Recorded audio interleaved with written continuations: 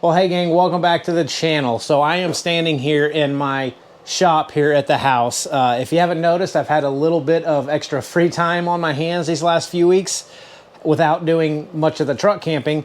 And I've spent all of that time in here in the shop getting things reorganized, cleaned up, put away. This place was driving me absolutely insane, and I just didn't have time to get in here and really clean it up. So if you're brand new here to the channel, you've never seen this, this is my wood shop, my woodworking shop. This is actually kind of how I got my start here on YouTube, but this is where all the magic happens for all of my builds.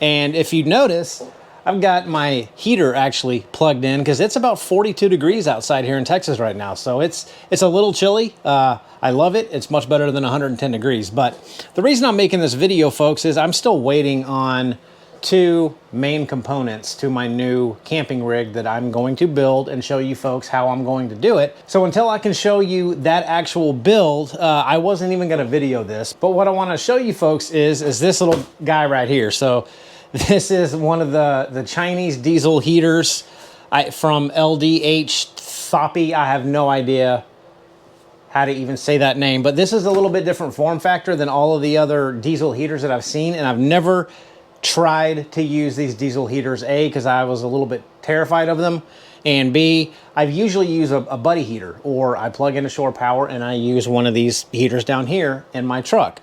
So this new rig that you'll see very soon, I promise, I can't really use a buddy heater, and I'm trying to stay away from having to depend on shore power. So I'm going to be using, hopefully, this diesel heater on my new setup if I can get it to work. So I thought it'd be fun to kind of walk you guys through what this thing is, get it put together. I'm sure I'm gonna have to go to Home Depot or Lowe's to get some different ducting, some insulated ducting that's a little bit longer than what comes in it, but I don't know. I thought you guys might have fun watching me potentially burn my house down. So let's get this thing unboxed, and I'm gonna get it put together and see if it actually puts out heat and if it's a better option for me than my Mr. Buddy heater, which so far has worked really well. All right, so here we go, gang. These are not expensive heaters. I think you can pick up pretty much any style of these heaters for between 115 to like 175 bucks. So they're not crazy expensive. But this one just looked a little bit different than what I've seen in the past on a lot of these diesel heater reviews, because that's what I do. I'll go look at the reviews. Now, yeah, I can already tell you that whatever they claim this is, oh my gosh. Yeah, that duct is definitely going to have to get replaced. I'm hoping that this is not the exhaust. I don't know. We'll see. Got a bag there, and this is the actual heater.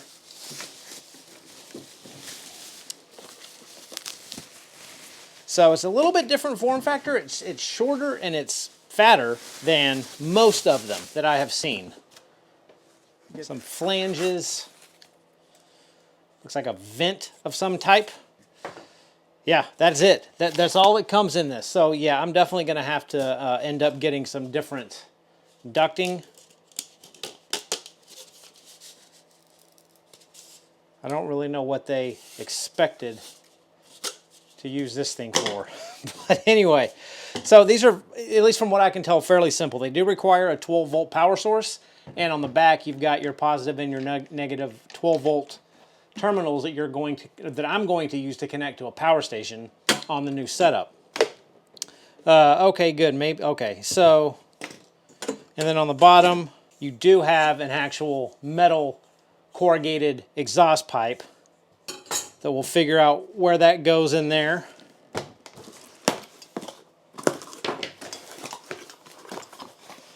Lots of stuff that I don't know what they are yet. Some type of bracket of some kind. The actual muffler for this guy.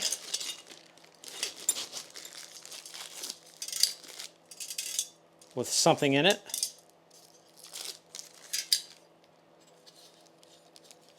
Oh, that's just the pipe inside it. Okay, so muffler. And then this is going to be your power lead that you're going to connect to whatever you want to connect it to. You can connect it to a standard car battery. In my case, I'm going to have to make some type of connection. I'll probably end up putting a cigarette style plug on this end so I can plug it into my power station. But these come out of the back of the unit. And some a lot of hose clamps and another type of like diffuser type thing. I don't know. We'll get into it. But that's everything that comes in the box. So I'm going to take a few minutes, check out these directions because I don't want to literally burn my house down. And definitely will be running to the store to replace this duct. Because this is almost like cardboard. I don't understand what, I don't know. That's not very cool. But these are cheap and easy to replace. So yeah, gang, hang tight and I'm gonna see if I can figure out how to get this thing put together and then go get some diesel, fill up the tank, and see if this thing puts out decent heat. So, all right guys, the manual that this thing comes with, literally throw it out. It's the most terrible manual I've ever had the privilege of trying to read my entire life. So this is the bottom of this diesel heater, and you're gonna have an exhaust port and an intake port that you connect these hoses to. The manual says nothing about which is which. So I went online and I tried to find a couple of pictures of this one, and I think I'm gonna hook it up right. So you're gonna take the supplied hose clamp, go ahead and get it on and push this thing down as hard as you can. Now, it makes it almost impossible to get a screwdriver in here to tighten that hose clamp down. So luckily, I have this little mini ratchet that I just put in one of my 1/4-inch bits in here that I'm gonna use to get to this hose clamp to tighten it down. Otherwise, I don't know how you would really get down in here to tighten it. So I don't have a lot of room to work to get to that screw to tighten down the hose clamp. Okay, I was able to get this little ratchet in there just enough to get that hose clamp tightened up on it. But it was not fun. Now, this is the cardboard air inlet with the air filter. So this one, I believe, goes on this side. So you're just going to push it down on that little nib and put another hose clamp on that side. And that's really all the ducting that you're going to have to do, I think, on these little heaters. So I'm going to get this hose clamp tightened as much as I can.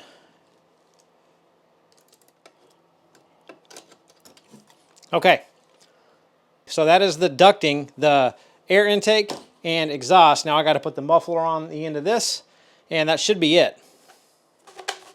Okay, so take my last hose clamp and see if we can get this tightened down enough.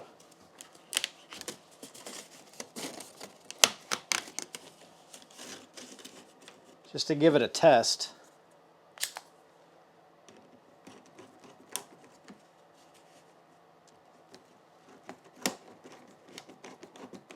Well, that looks funny. Okay, stop. So this thing does actually have a little LCD monitor up front as well as a remote. Now, wish me all the luck that you can if I can decipher that manual to figure out how to set this thing up. But I've got to run to the store and get some diesel, and I have to figure out the end, how I'm going to terminate this. So I got to go figure out which power station I'm going to use for my rig, get some kind of plug to hardwire into these things so I can plug it into my power station, and then these are just simply going to plug in to the back of the diesel heater. All right, well, I just got back picking up some diesel. Yes, I know it's not in the yellow can, but I don't have a yellow can. So this is an extremely temporary setup. I did have to elevate this whole unit on these little boxes here because the way that these ducts work, they go down and then you have to push them out. So when you install this permanently, you'll obviously have to put them on some type of 2x4 or some type of elevated level here underneath the legs to raise it up a little bit. I've got the 12 volt plugged in here, so let's get this thing filled up with diesel and see how this works. And this takes about 1.3 gallons, I believe.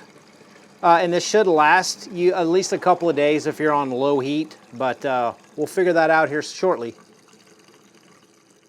All right, and I'm just going to use this remote to start it. We're going to hit on, because I have no idea how to really program anything on this unit yet. The directions are absolutely terrible, to put it bluntly. But so this thing kind of takes a while to start up. It's going to start the fan, then the fuel pump's going to start ticking, hopefully, and then we will start outputting heat.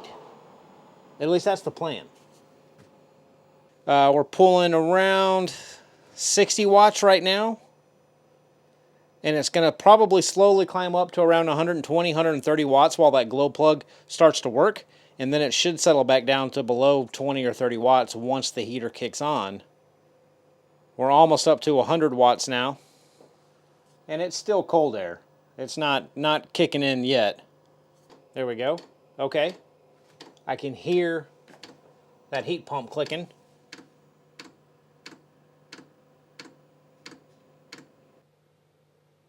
And we died. I'm wondering if this little 12-volt socket couldn't handle that. Let me get this thing reset and see if that fixes the issue. All right, folks, well, that Blue Eddy did not work out, and the 10 amp 12-volt circuit on that thing was not enough to handle the startup of this.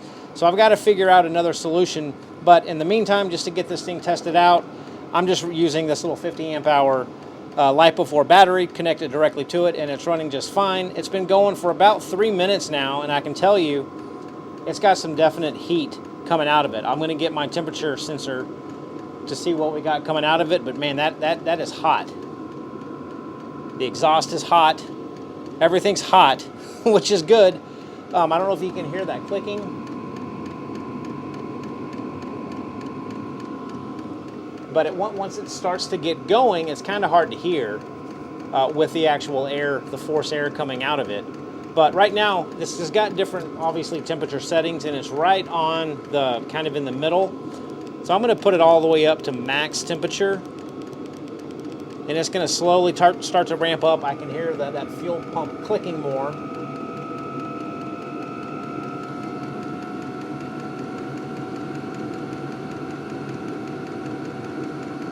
And yeah, that's going. Well, right now that's 100 and, see if we can get that, 181 degrees, and it is climbing.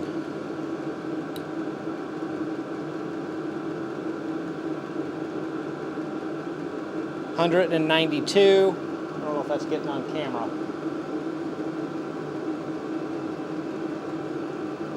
203. 211, 212, and it's actually kind of getting hot to hold. Whew. I'm actually pretty surprised at how hot this gets. I don't know what I was expecting with these diesel heaters, but it is definitely putting out some heat. In fact, I can't even really hold this much longer, so yeah, that's got some heat. Wow. So yeah, gang, that's kind of all there is to it. Obviously, this isn't installed on what it's going to be permanently installed on, but I just wanted to test to make sure that this thing's going to work, and hopefully you can hear me over this. But it's a pretty cool, pretty neat little thing. I don't know if it's going to be easier than the Buddy heater, but I think you'll figure out why I want to use this when you see what I'm actually going to be building instead of using that Mr. Buddy heater. So yeah, then I got to figure out the power source, because I don't want to have to carry around one of these batteries. So that's going to be next on the list to figure out. But folks, until next time, take care. We will see you soon.